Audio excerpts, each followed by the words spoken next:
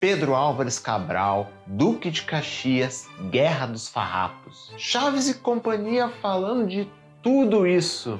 Mas não era uma série mexicana? Então, como na versão original eles falam muito da história do México, a dublagem teve que se virar para poder adaptar tudo isso para nossa história e o público brasileiro conseguir entender tudo bem. E é sobre isso que nós vamos falar hoje aqui no Lista CH, contando para você 7 histórias da história do Brasil que a gente aprendeu com Chaves. É logo depois da vinheta. Mas antes, se inscreva no nosso canal, deixe o seu joinha e sigam-nos os bons!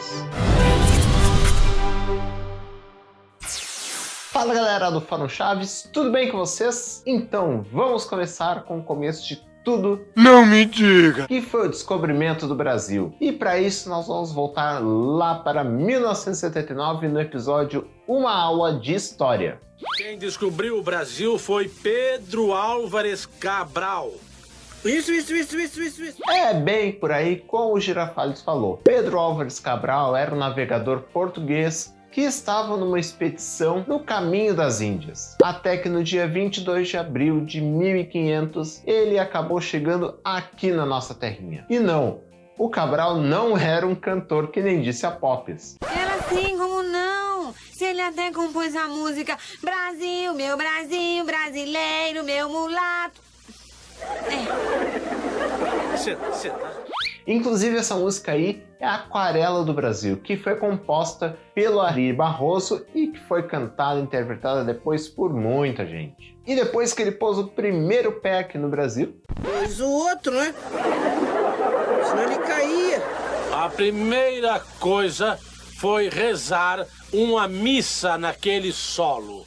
Sim, ele rezou uma missa, mas foi uns dias depois, rezada pelo frade Henrique Coimbra no dia 26 de abril daquele 1500, no que foi conhecida como a primeira missa aqui no Brasil. Bom, e na versão original do que eles estão falando? Pois então, na escolinha eles estão falando da conquista do México pelos espanhóis. El conquistador de México foi Hernán Cortés. Eles falam do Hernán Cortés, que foi uma figura-chave nesse processo, e que também fundou a Vila Rica de Veracruz. Lo primero que hizo fue fundar la Villa Rica de la Veracruz, o sea, lo que actualmente conocemos con el nombre de la 3 veces heroica ciudad de Veracruz. Agora passando um pouquinho mais para frente, vamos falar de Tiradentes. Quer dizer que na escola ninguém te ensinou o que quer dizer a palavra revelar? Ah, sim! Bom, ao menos isso. Silvério dos Reis era fotógrafo. Silvério? Por que Silvério? Porque foi ele quem revelou o esconderijo de Tiradentes. Não, o Silvério dos Reis não era fotógrafo. Ele era, na verdade, um coronel de cavalaria, era também fazendeiro, dono de umas minas de ouro. E sim, foi ele quem revelou o paradeiro de Tiradentes. Dedo duro! Isso foi em 1789, quando estava se armando lá em Minas Gerais um levante para fazer a separação daquele estado da colonização portuguesa. Esse processo é o que se conheceu como a Inconfidência Mineira e teve como um de seus líderes o Joaquim José da Silva Xavier, nada menos que o Tiradentes. E quando soube disso, o Joaquim Silvério dos Reis revelou tudo isso para as autoridades coloniais, que acabaram de vez com essa história do levante da Inconfidência, prenderam.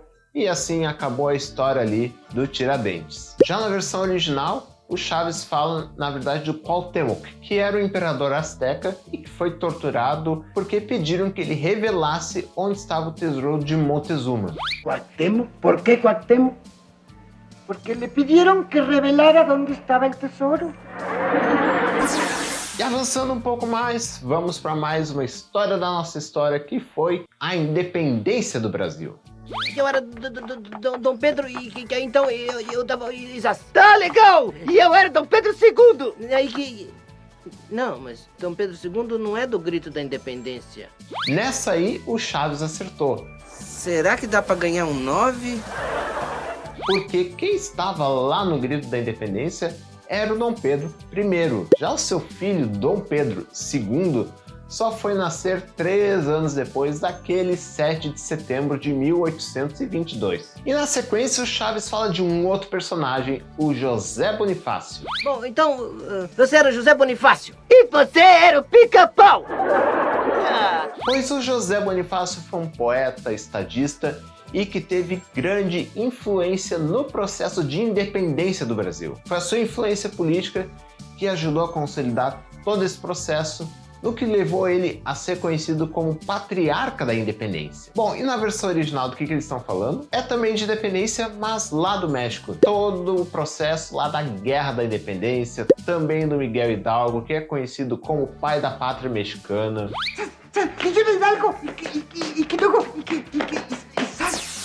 E agora vamos avançar um pouquinho mais para falar deste momento aqui. Chaves, Presente. depois de tomar Itororó, o que fez Duque de Caxias? Repetiu. A Batalha de Tororó foi a primeira de uma série de batalhas vencidas pela Tríplice Aliança, que era composta por Brasil, Argentina e Uruguai, durante a Guerra do Paraguai. Ela aconteceu em 6 de dezembro de 1868 e foi liderada pelo então Marquês de Caxias, que depois viria a ser conhecido como o Duque de Caxias. Chaves, procure lembrar por que Duque de Caxias ficou famoso. Porque ele tinha uma boa memória. Ele tinha boa memória? Eu vi lá na estátua do Duque de Caxias, está escrito a memória do Duque de Caxias. Já na versão original, o professor Girafales quer saber do Chaves o que o Pancho Villa fez depois de tomar a cidade de Tehuacán, no estado de Puebla. Isso foi em um dos vários momentos da Revolução Mexicana. ¿Qué hizo Pancho Villa después de tomar Tehuacán?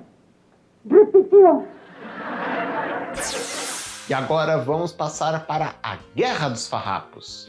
Isso aí com a Chiquinha, porque o pai dela esteve no exército dos farrapos. Aqui no livro diz que no começo o exército dos farrapos era uma gentalha. A Guerra dos Farrapos, também conhecida como a Revolução Farroupilha, foi um movimento separatista que ocorreu lá no século XIX e pretendia separar o Rio Grande do Sul do resto do Brasil. Na versão original, eles estão falando de novo da independência do México e dessa vez mais uma situação da Guerra da Independência e do exército do Hidalgo, que foi quem liderou todo esse processo, como a gente já falou antes. Aqui no livro diz que a princípio el ejército de Hidalgo era uma chusma. E já que nós estamos falando desses brasileirismos na dublagem, eu quero saber de você. Qual um momento que fez uma adaptação aqui para o Brasil do seriado Chaves Chapolin que mais te marcou? Foi alguma coisa dessas histórias? Foi aquela coisa de trocar Acapulco por Guarujá? É a situação algum clube ou jogador de futebol, um ator ou atriz daqui do Brasil? Deixa aí nos comentários. Nem sempre essas adaptações davam lá muito certo. Um caso é esse exemplo aqui do episódio Roupa Suja Lava-se em Público. Vamos brincar de Guerra dos Farrapos? Sim. Então eu chegava e trazia... Você vai ser o Calabar. E você é a calabresa. O Calabar foi um dos heróis que matou os emboabas com granadas. Isso. Isso aí foi uma salada mista de várias referências que não se encaixam. A Guerra dos Farrapos a gente já falou agora há pouquinho. Já o Calabar se refere ao Domingos Fernandes Calabar, um senhor de engenho que vivia na capitania de Pernambuco lá no século XVII. E ele ficou marcado como traidor por ter se aliado aos holandeses que invadiram o nordeste do Brasil. Já os Emboabas se refere à Guerra dos Emboabas, um conflito que ocorreu entre os bandeirantes paulistas e os Emboabas, que era como eram conhecidos os forasteiros que foram lá para a região das Minas Gerais buscar o ouro que tinha sido descoberto naquela região. E na versão original, Chaves e a Chiquinha estão falando de novo da Guerra da Independência do México. Gustavo, qué bien se nota que no has estudiado historia. El Pípila fue uno de los héroes que tomó la albóndiga con granaditas.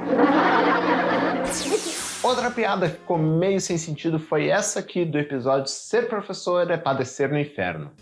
Não, Kiko, o Padre Anchieta não era casado. Era sim, como não? No livro de história diz Padre José de Anchieta da Conceição.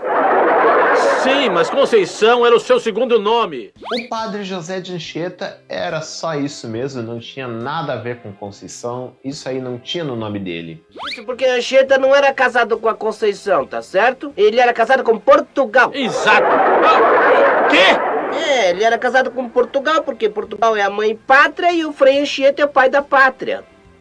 E ele também não era conhecido como pai da pátria. Esse aí é um título que se refere geralmente ao Dom Pedro I ou ao José Bonifácio. Já na versão original estão falando de novo da Guerra da Independência do México e dessa vez do Miguel Hidalgo y Costilla, que é o cara conhecido como pai da pátria mexicana. No, Chico, el cura Hidalgo no era casado. Ah, no, sí, cómo no. En el libro de historia dice Don Miguel Hidalgo y Costilla.